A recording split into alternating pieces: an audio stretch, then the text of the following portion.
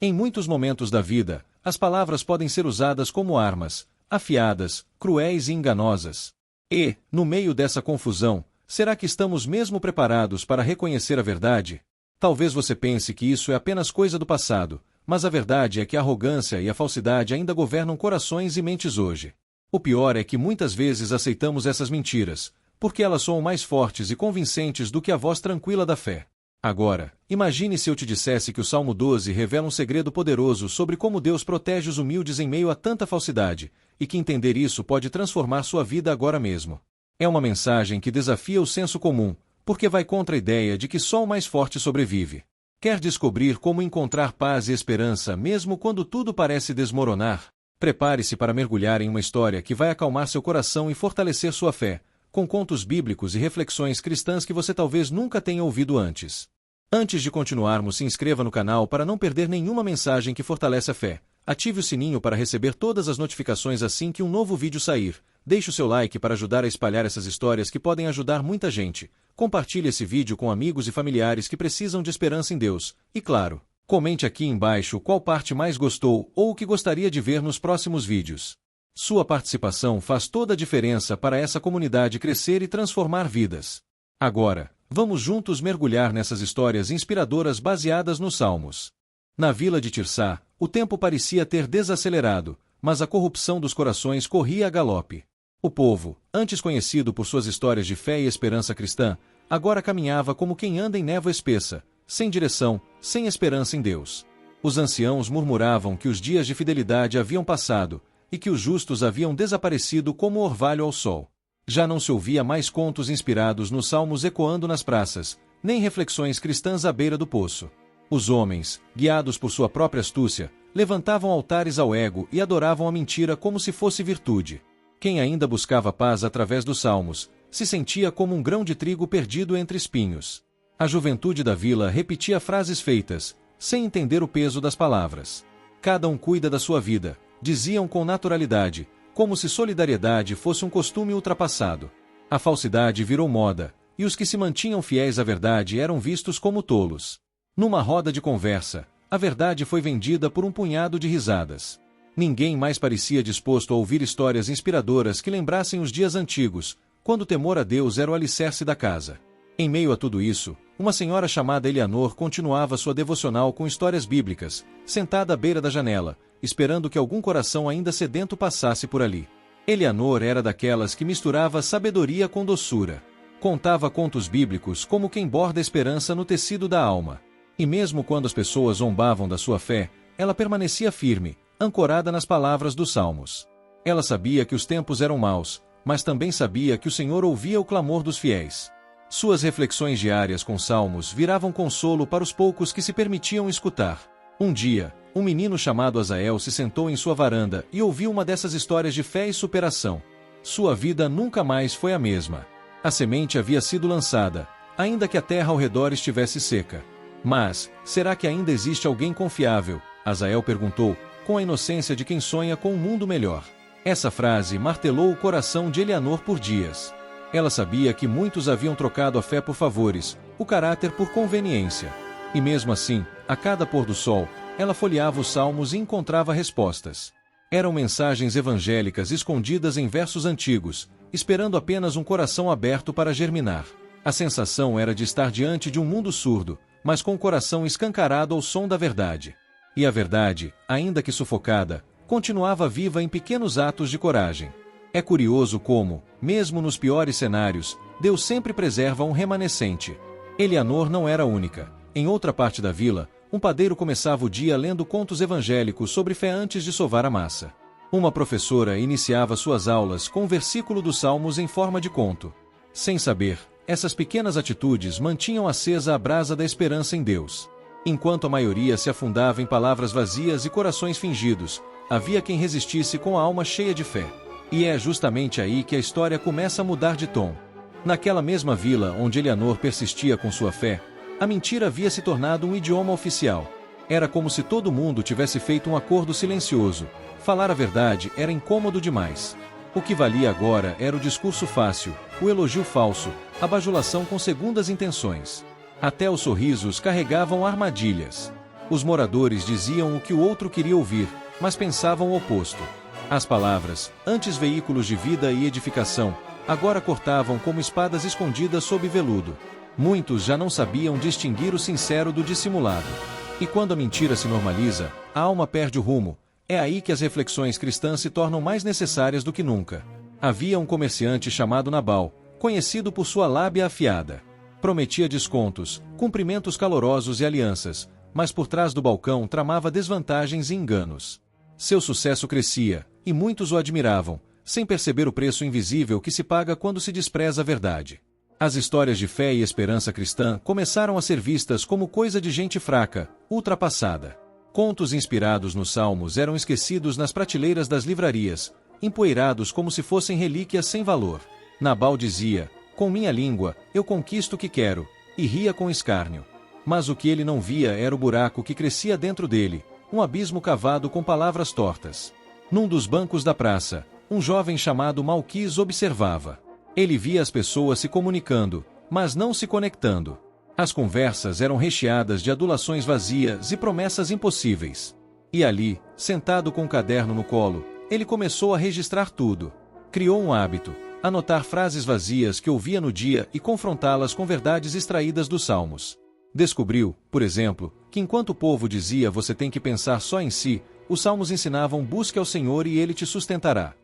Foi assim que nasceu sua própria forma de devocional com histórias bíblicas, uma tentativa de reverter o fluxo do engano com verdades eternas. As palavras têm o poder de erguer reinos ou destruir amizades. E em Tirsá, elas eram lançadas como dardos. Um casal se separou porque construiu o relacionamento sobre elogios falsos, nunca sobre sinceridade. Um pastor foi desacreditado porque uma fofoca bem contada pareceu mais convincente do que anos de fidelidade. E assim, uma névoa de desconfiança se espalhou.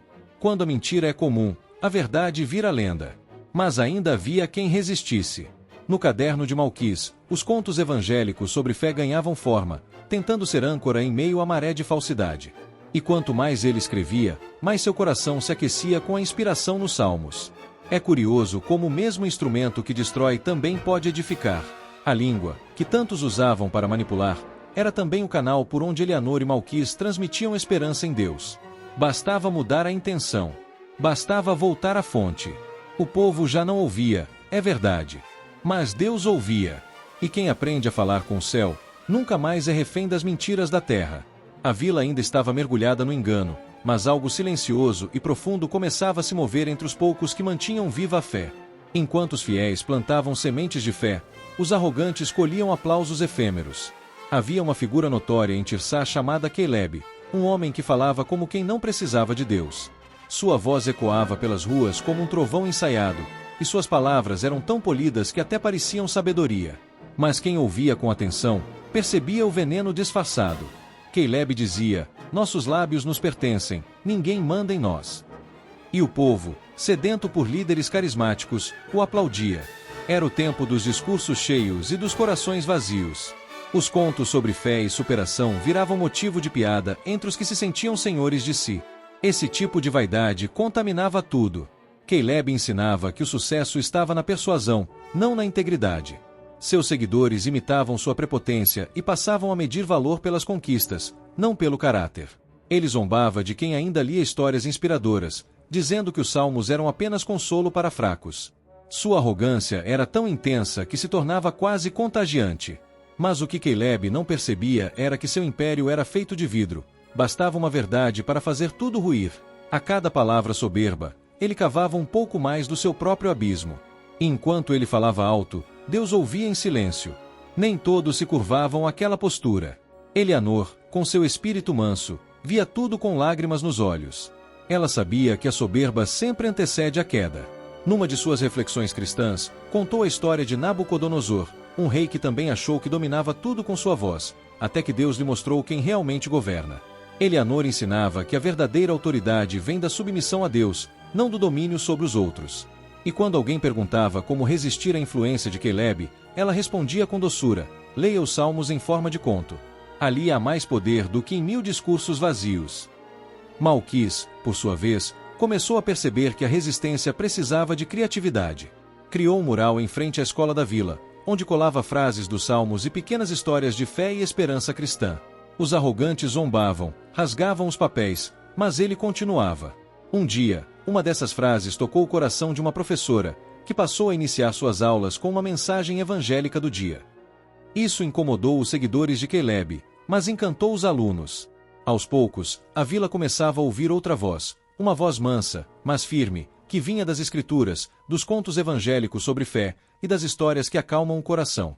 A arrogância, por mais barulhenta que seja, nunca prevalece contra a verdade eterna. Caleb falava alto, mas Eleanor e Malquis falavam com propósito. A vila, dividida entre o brilho da soberba e a luz da esperança, começava a despertar para a diferença entre influência e autoridade. A língua humana pode parecer poderosa, mas nada se compara ao impacto de uma palavra inspirada por Deus. E mesmo que os soberbos ainda parecessem governar, algo começava a mudar debaixo da superfície. No silêncio das madrugadas em Tirsá, o choro dos esquecidos ecoava como uma melodia triste que poucos se davam ao trabalho de ouvir. Os pobres, os rejeitados, os humilhados, todos carregavam feridas abertas pelas palavras e ações dos poderosos. Muitos nem tinham forças para orar em voz alta, mas suas lágrimas falavam por eles.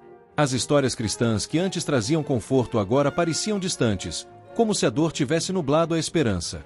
Eleanor, sentada em sua cadeira de balanço, dizia baixinho enquanto lia os salmos: por causa da opressão dos pobres e do gemido dos necessitados, levantar-me-ei, diz o Senhor. Era essa promessa que a fazia continuar. Numa viela da vila, uma costureira chamada Sárvia vivia cercada pela injustiça. Trabalhava duro, mas nunca era reconhecida. Os clientes pediam desconto, atrasavam o pagamento e ainda a acusavam de ser lenta.